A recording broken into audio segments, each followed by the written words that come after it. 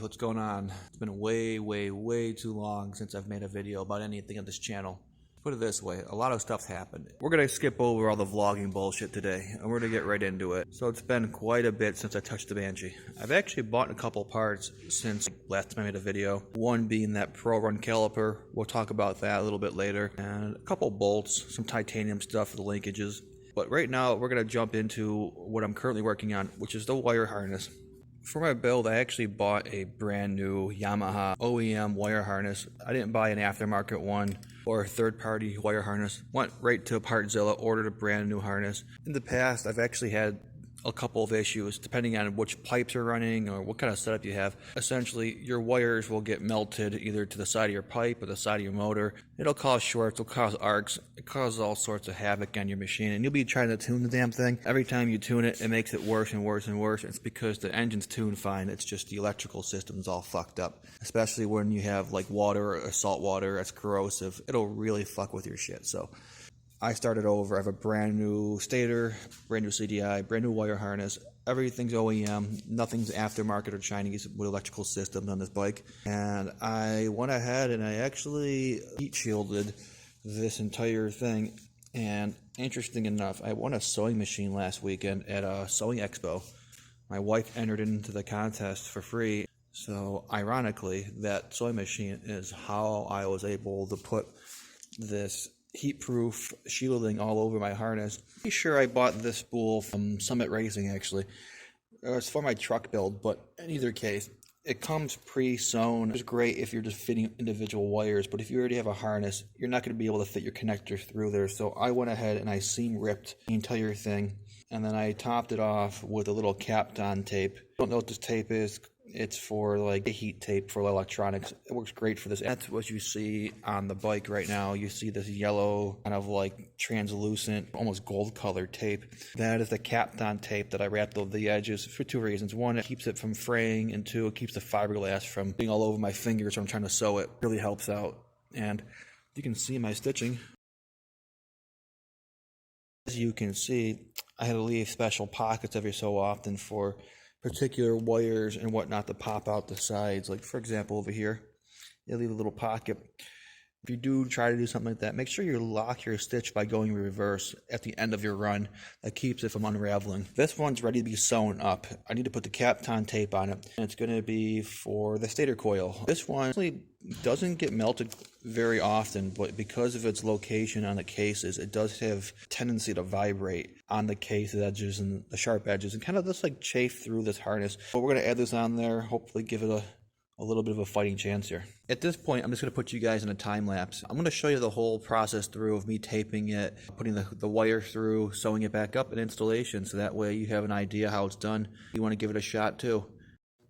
This part goes quick, don't blink. If you do it right, you can use the old stitching as a guide to where the tape needs to go. Just follow the holes and lay your tape on in the same kind of parallel path. You really can't see it in the video because it's going too quick, but at the beginning and at the end of my sewing, I will take the machine and put it in reverse to lock the thread in. That way it doesn't come unraveled by accident. It should look like this at the very end. Just make sure you don't sew into your wires.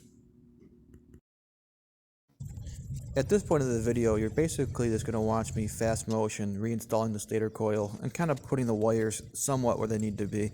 Now I do understand the wire harness is on the wrong side of the bike in this video. It'll be corrected. And I'm also talking about possibly insulating that little CDI box. And here's the ignition coil. So basically this is all brand new. You have to put the boots on it, make sure you screw that screw in the right spot and install it in the right direction so that way the wires can reach the spark plugs. One issue I had about the ignition coil was how close these terminals were to the top of the mounting bracket. You can kind of see it in the video. My solution was just to add a titanium spacer there, just enough so that way those have a little bit more gap between the actual bracket and the actual terminal ends. Now we're going to watch some bonus footage. Basically all this hardware and all these pieces were polished, and this is the first time they've been unwrapped, so you're going to get to see it unwrapped and installed on the bike. It's pretty cool actually. I'm pretty excited. Everything looks absolutely awesome. The whole rear end, the Lone Star rear end. Since we're on the topic of fireproofing, one of the big things that actually melts wires and plastic are these stinger tubes. I actually came up with a weird solution. I had found some silicone coated fiberglass pipe insulation and it actually fit perfect. I'm going to show you how we would do this. This part doesn't require much explanation. Just get it started and just keep scrunching it up and pulling it through little by little. You'll eventually get it. Go ahead and test fit in the bike. Notice me struggle. The silencer threads are English, not metric. Tangent time. I have a hard time staying on track, so we're going to move on to the carburetors. The carbs that I'll be using are my original 38mm PWK Air Strikers that I purchased at around 2008.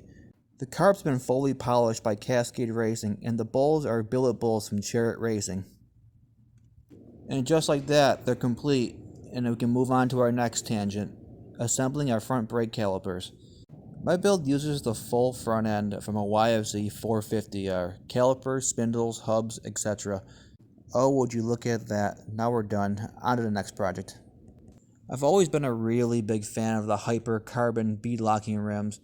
These are the new design with the center hub. It's made out of aluminum, unlike the CF ones which I used to have, which had basically an insert in the middle of the carbon fiber. They're a little bit heavier than a normal aluminum rim, but man, I'll tell you what, these rims look awesome, especially when they're brand new and all polished up like this.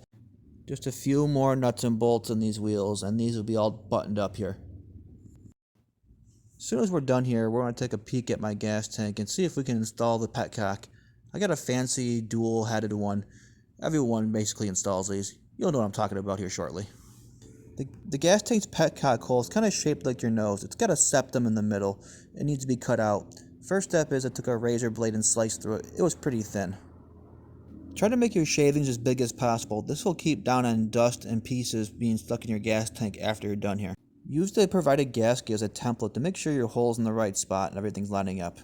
You definitely don't want to make this hole too large. If you decide to run one of these IMS oversized gas tanks, just know that the mounting is a little bit funky. What I mean by this is the IMS gas tank bolts in just like the original gas tank underneath the seat. The other two holes in front of that actually don't get mounted to the frame. You just insert two rubber bushings and that basically just rests on top of the frame. IMS provides you with a special bracket that you need to install on the top of the tank that mounts close to your handlebars. This keeps the tank from shifting. This is going to be the last thing we open on this video. When I started this project, I had a vision in mind. I want to retain most of the classic Banshee look as much as possible. I've always loved the boxiness and the stadium racing look the Banshee always had, which is why I chose to keep full fenders of this bike. And yes, these are original OEM fenders, not reproductions. Dang, what an absolute fucking unit we got cooking up here. Before we end the video, I wanted to talk about the rear caliper situation. Tell you what, this back end of this bike's so shiny. Check this out. Minnie, come here. You see that? Right there? Uh-huh. That's one good looking fucking dog right there. Unlike this little dweebus right over here. Yeah. Originally, I planned on using 6-piston calipers all the way around, but I actually changed my mind for a couple of reasons. Honestly, it just didn't fit. I was coming up with an idea how I can custom make this bracket to fit on the YFZ 450R spindle. They actually just sell this caliper now that just fits on the YFZ 450R spindle without any modification. Anyways, make a long story short, I decided to basically ditch these ones and use a set of polished OEM ones. Minnie, 6-piston or 2-piston? What do you think? 2-piston? Yeah, you two-timing son of a bitch. The caliper and the spindle are purchased brand new from Partzilla. They're off of a 2025 YFZ 450R. There is some differences with the YFZ 450R spindles. Earlier generations don't have a pocket up here. And in the later generations, you can see this little pocket right there. I believe they're functionally identical. I do believe the calipers mount right up. There's almost zero change other than a few cosmetic ones that I could see. There is a part number, but it's been pretty much buffed out. It's impossible to read because it's too shiny. Alright, so back on topic. Definitely made in China. Sold by and engineered by some guy in France. And by the way, be careful about that guy. I actually got into an argument with him because he sold me the caliper from his website. I paid for everything, paid for shipping, received it, and I got a text message from FedEx saying that I owed import duties for a package that I received. I figured it all out. He was pushing on the tariffs from the government onto us, and basically if we didn't pay the import duty, FedEx would basically ding our credit score, which I think was complete bullshit. So if you buy from him, make sure the import duties are paid before you purchase it, because otherwise you will be paying after you receive the product, which is ridiculous. Little cliff note, but 6 pistons opposing, a little bit heavier than a normal brake, because you can imagine there's 6 of these steel pistons instead of, well, originally there was only 1 in the back of a Banshee. The YFZ 450R has 2, one has 6. The one looks bigger, physically bigger. It's not bigger. Brake pads are exactly the same size. The pistons are exactly the same size. It's just one's made for the rear. So therefore, the design's a little bit different, I suppose. But this one's got the bracket integrated into the body, which is pretty nice, versus this one has a bracket which could be, you know, if you wanted to build a custom bracket for a different machine, that could be nice. I think they actually give you a titanium banjo nut, which is pretty nice.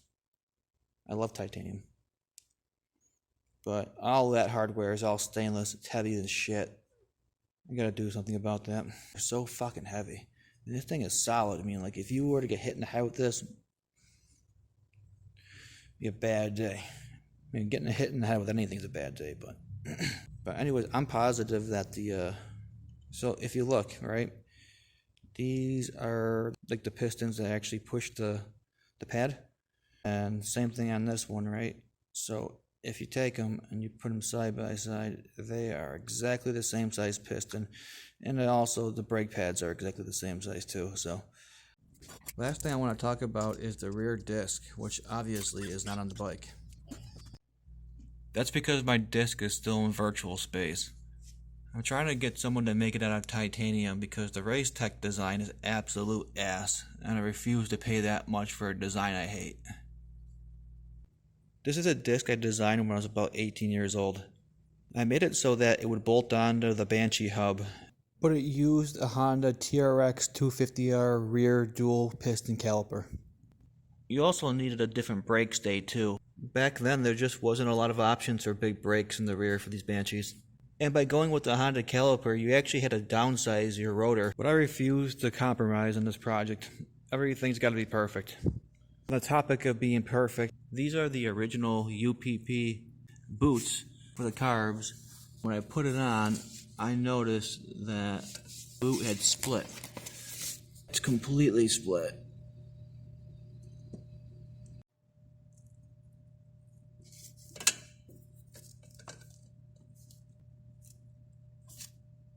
Yeah, that's not supposed to be like that.